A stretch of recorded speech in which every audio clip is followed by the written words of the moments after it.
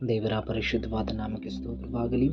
ಈ ದಿನದ ದೇವರ ವಾಕ್ಯ ಗಾಯನ ಬರೆದ ಪ್ರಭಾತನ ಗ್ರಂಥ 2ನೇ ಅಧ್ಯಾಯ 19ನೇ ವಚನದ ಅದರ ಬಿ ಭಾಗ.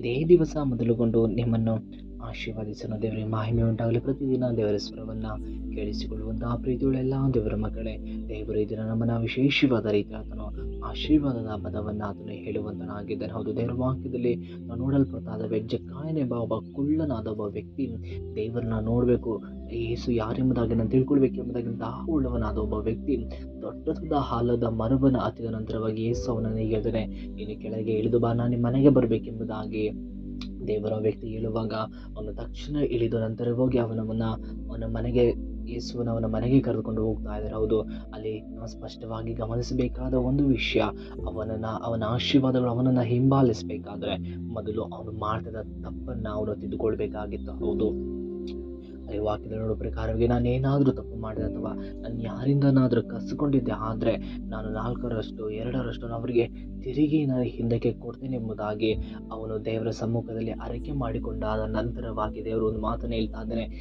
ಇವತ್ತು ಈ ಮನೆಗೆ ರಕ್ಷಣೆ ಆಯಿತು ಎಂಬುದಾಗಿ. ಯಾವುದೋ ಪ್ರೀತಿಯುಳ್ಳ ದೇವರ ಮಕ್ಕಳೇ, ನಮ್ಮ ಜೀವನದಲ್ಲಿ ಈ ದಿವಸ ಮೊದಲುಗೊಂಡು ನಿಮ್ಮನ್ನು ಆಶೀರ್ವದಿಸುವನೆಂಬ ಈ ಪದ, ಈ ವಾಗ್ದಾನ ನಮ್ಮ ಜೀವನದಲ್ಲಿ ನೆರವೇರಬೇಕಾದ್ರೆ, ಹೌದು, ನಾವು ದೇವರ ಸಮ್ಮುಖದಲ್ಲಿ ನಾವು ಮಾಡಿರುವಂಥ ತಪ್ಪು ಅಪರಾಧ ದ್ರೋಹಗಳನ್ನು ದೇವರ ಮುಂದೆ ಒಪ್ಪಿಕೊಂಡವರಾಗಿ ಬಿಡುವಾಗ ಪ್ರೀತಿಯುಳ್ಳ ದೇವರ ಮಕ್ಕಳೇ, ಹೇಗೆ ಜಕ್ಕಾಯನಿಗೆ ರಕ್ಷಣೆ ಎಂಬ ಆಶೀರ್ವಾದವು ಆ ತಕ್ಷಣವೇ ಅವನನ್ನು ಹಿಂಬಾಲಿಸ್ತು, ಅದೇ ಪ್ರಕಾರವಾಗಿ ದೇವರು ನಮ್ಮ ಜೀವನದಲ್ಲಿ, ದೇವರೇ ನನ್ನ ತಪ್ಪಾಯಿತು, ಇನ್ನು ಮೇಲಿಂದ ಕಾರ್ಯಗಳನ್ನು ಮಾಡೋದಿಲ್ಲ, ನಾನು ಇಂಥದನ್ನು ಬಿಡ್ತೇನೆ ಎಂಬುದಾಗಿ ಒಪ್ಪಿಕೊಂಡು ಹರಕೆ ಮಾಡಿ ಯಾರು ಬಿಡ್ತಾರೋ ಆ ಕ್ಷಣವೇ, ಆ ದಿನದಿಂದಲೇ, ಆ ಸಮಯದಿಂದಲೇ ದೇವರು ನಿಮ್ಮನ್ನು ಏರಳವಾಗಿ ಆಶೀರ್ವದಿಸಿ ನಿಮ್ಮನ್ನು ನೋಡಿ ಅಪಹಾಸ್ಯ ಮಾಡುವವರ ಮುಂದೆ ಆತನು ಎತ್ತಿ ನಿಲ್ಲಿಸುವಂತಹ ದೇವರಾಗಿದ್ದಾರೆ. ಆದುದರಿಂದ ಯೋಗ್ಯವುಳ್ಳವರಾಗಿ ಜೀವಿಸೋಣ.